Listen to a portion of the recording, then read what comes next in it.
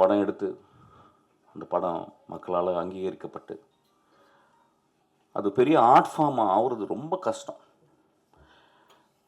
இன்னைக்கு கூட நான் பண்ணிக்கிட்டு இருக்கும்போது எனக்கு நியூஸ் கேட்டுச்சு. அதாவது ஒரு திரைப்படத்தை பார்க்க போகும்போது அந்த திரைப்பட நடிகர் அங்கே வந்து அதனால் மக்கள் வேகமாக ஓடி போயிட்டு ஒரு ஒரு ஒரு பெண் இறந்துட்டாங்கன்னு சொல்லிட்டு.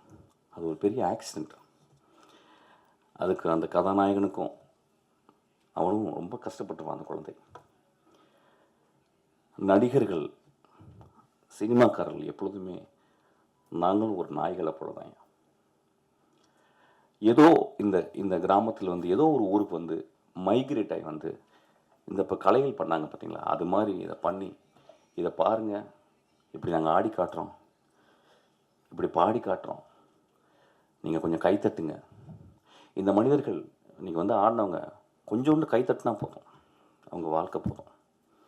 ஆனால் நாங்கள் கொஞ்சம் மாறி எங்களுக்கு கொஞ்சம் காசு கொடுங்க, உங்கள் காசை வச்சு தான் நாங்கள் சாப்பிட்றோம், உங்கள் காசை வச்சு தான் நாங்கள் கார் வாங்குகிறோம், உங்கள் காசை வச்சு தான் எல்லாம் பண்ணுறோம்.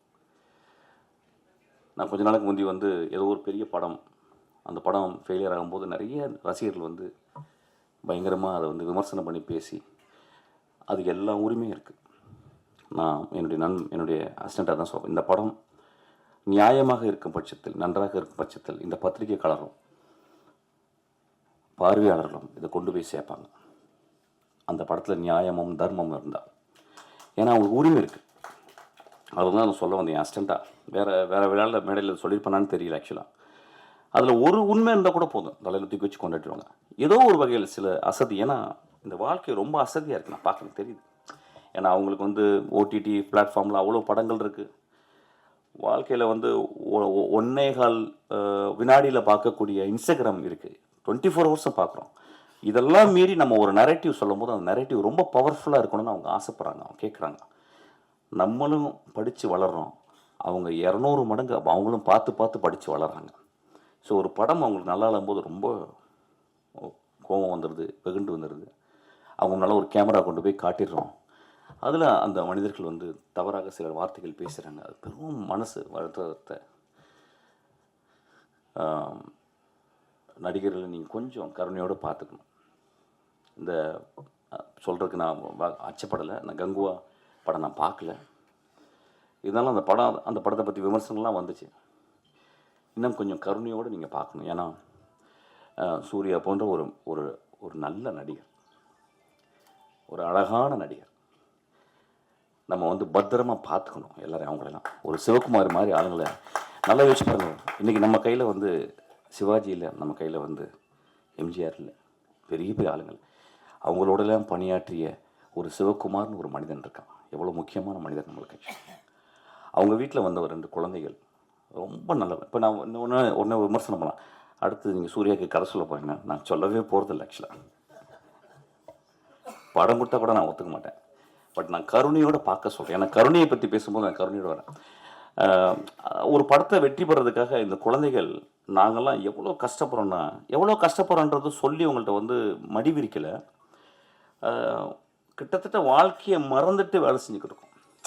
அப்போ ஏதோ சின்ன ஒரு பேலன்ஸ். ஆக்சுவலி அதாவது ராக்கெட் இன்ஜினியர்ஸ் சொல்லுவாங்க, ஒரு 10 வருஷம் கஷ்டப்பட்டு 24 மணி நேரம் ஒத்த சிந்தனையோட கான்ஸ்டன்ட் விஜிலன்ஸோட ஒரு ராக்கெட்டை டிசைன் பண்ணும்போது அது ஏதோ ஒரு சின்ன ஒரு சின்ன ஒயர் கொஞ்சம் பிரிஞ்சால் கூட அது வானிலை வெடிச்சிருது.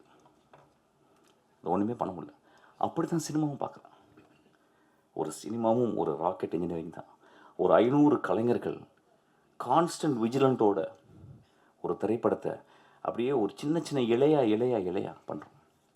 சில டைம் ரொம்ப அங்கே அந்த மூத்த கலைஞன் ஒருத்தர் இருப்பான், அந்த டைரக்டர்னு ஒருத்தர் இருப்பான் பாருங்க.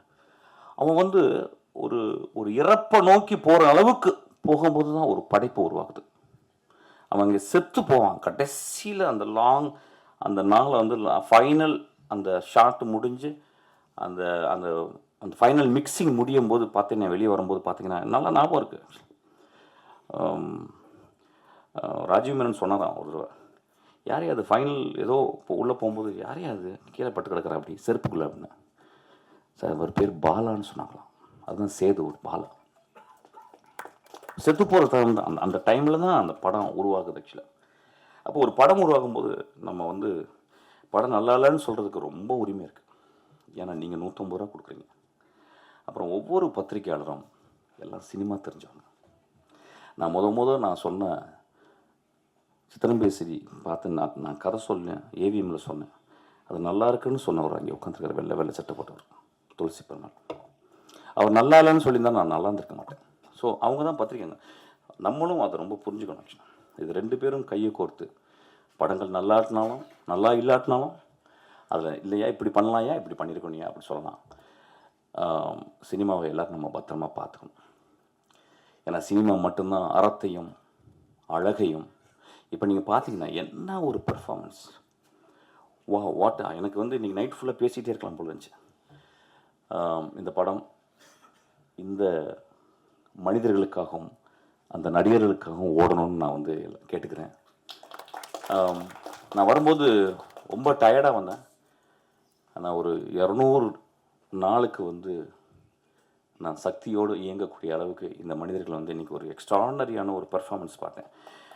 இந்த பெர்ஃபார்மன்ஸை யார் டிசைன் பண்ணான்னு தெரியல. மேபி என்னுடைய டைரக்டர் டிசைன் பண்ணான்னு தெரியல. ஏன்னா ஹூ அவர் டிசைன்ட் இந்த மாதிரி ஒரு பெர்ஃபார்மன்ஸ் பண்ணவங்க ரொம்ப ஒரு அறிவான, ரொம்ப மனதுக்கு ரொம்ப ரொம்ப எளிமையான மனிதர்கள் தான் இந்த மாதிரி சொல்ல முடியும். I'm so moved by them, I'm so thankful to them. இந்த படம் ஓடணுன்னு நான் மனிதர்களை கேட்டுக்கிறேன். இந்த படம் நியாயமாக இருந்தால் ஓடுன்ற சக்தி, பயப்படாத. இல்லைன்னா அடுத்த படம் பண்ணுவோம், அதையும் ஒழுக்கமாக பண்ணுவோம். அதான் ரொம்ப முக்கியம். Thank you so much. இந்த படத்தில் ஏதோ ஒரு உண்மை இருக்குது, இந்த படத்தில் ஏதோ ஒரு கருணை இருக்குது, இந்த படத்தில் ஏதோ அறம் இருக்குது.